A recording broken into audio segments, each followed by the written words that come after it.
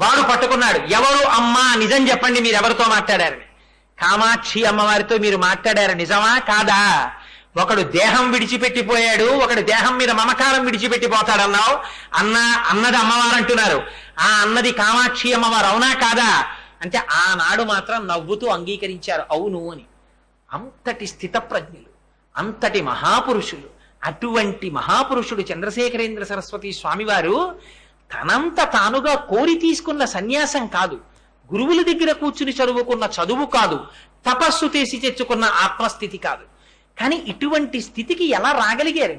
ఇది కారణజన్ములంటే, ఇది గురువులంటే.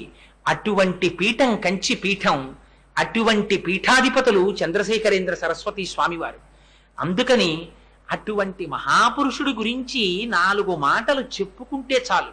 అందుకే నేను ఇవాళ సాధారణంగా నా ఉపన్యాసాల్లో నాకు